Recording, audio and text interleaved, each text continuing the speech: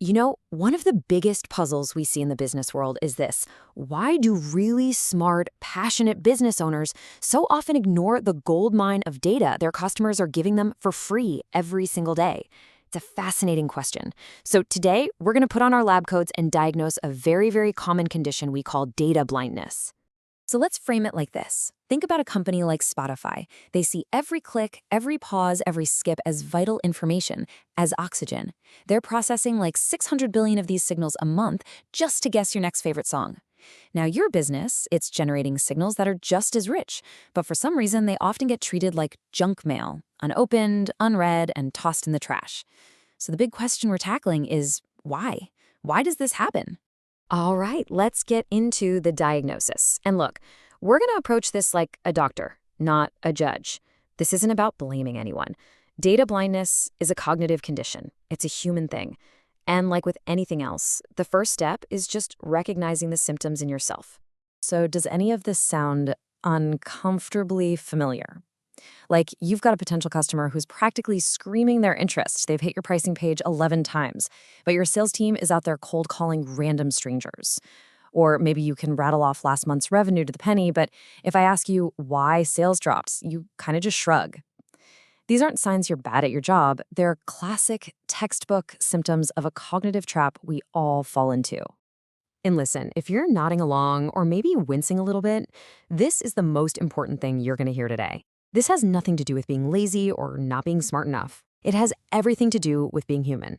Your brain is literally hardwired with mental shortcuts that make ignoring this stuff feel easier and even more rational in the moment. Okay, so we've seen the symptoms. Now let's pop the hood and look at the engine. We've got to understand the root cause, these hidden biases in our brain's operating system that are actually driving the whole thing.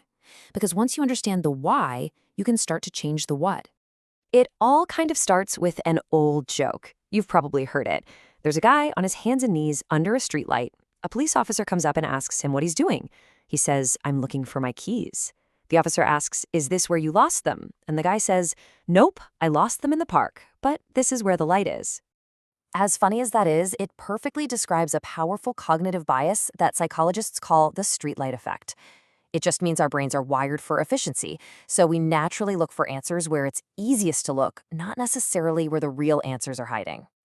And here's exactly how that plays out in a business. Looking at total website visits, that's easy. That's right there under the streetlight. But figuring out why one person visited 5 times and then just disappeared, oof, that's over there in the dark part of the park. It takes more work, so our brain just naturally avoids it and sticks with the easy, shiny numbers. Okay, now think about this. A customer cancels their subscription. What's the very first thought that pops into your head? Is it something like, they probably couldn't afford it anymore, or our competitor must have offered them a deal? We do it automatically, right? We just tell ourselves a story. And that impulse right there, that's our second culprit, the narrative fallacy. Our brains are absolute storytelling machines. They crave a simple, clean story that makes sense, much more than they like messy, complicated data. That quick story, "Oh, the economy's tough," feels so much better than digging through the data to find that actually churn spiked right after you changed the checkout process. And that brings us to the last piece of this puzzle. Take a look at this number, 72%. That's the percentage of business owners who say they have too much data. Now, that's not a resource problem, right? That's a cognitive overload problem. And that overload has a very predictable effect on our brains. It creates this massive paradox where we feel like we're drowning in data, but we're absolutely starving for real insight. See, when our brains get overwhelmed with information, they don't get smarter. They get tired. It's called decision fatigue. And when that happens, we just shut down and default to our gut feeling, which, let's be honest, is usually just a polite way of saying we're guessing. So, what's the big deal? Well, this isn't just some interesting psychological quirk. It has real hard costs. Let's make this tangible and look at the actual high price of all this guessing. When you see the numbers, it's pretty staggering. Studies show that just a tiny 5% increase in customer retention, something you can get just by listening to those early warning signals, can boost your profits anywhere from 25% to, get this, 95%. The return on just paying attention is absolutely massive. Or how about this? When you send out marketing based on what a customer actually does, instead of just blasting everyone with the same message, your transaction rates can be 6 times higher. 6. That's the difference between having a quiet, personal conversation with someone and just shouting into a hurricane and hoping someone hears you. Let's bring this to life with a story we'll call The Slow Bleed of Sarah. Month 1, her order is late.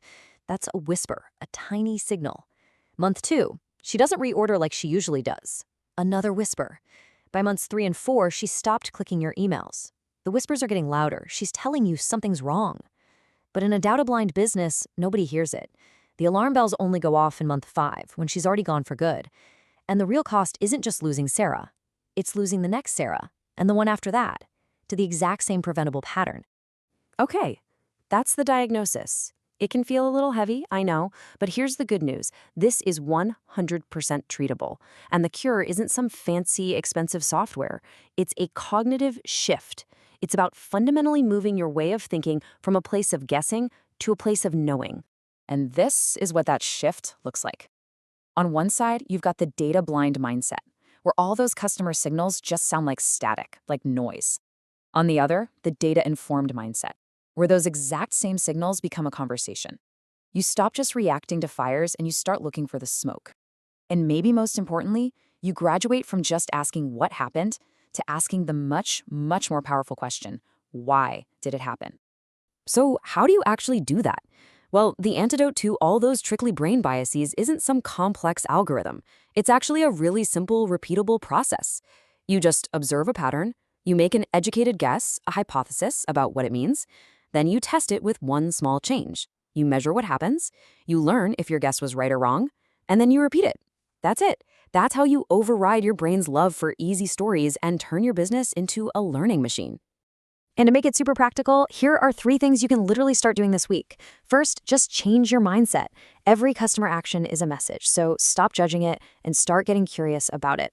Second, organize your customers by what they do, not just who they are. Their behavior is the most honest thing they'll ever tell you. And finally, just build the habit. Make just one decision this week that's based on data, not your gut. That's how you build up the cognitive muscle to really start listening. Because in the end, that's what this all boils down to. This isn't a data problem. It's not a tech problem. It is, pure and simple, a listening problem. Your customers, through every single action they take, are telling you everything you need to know to succeed. You just have to pay attention.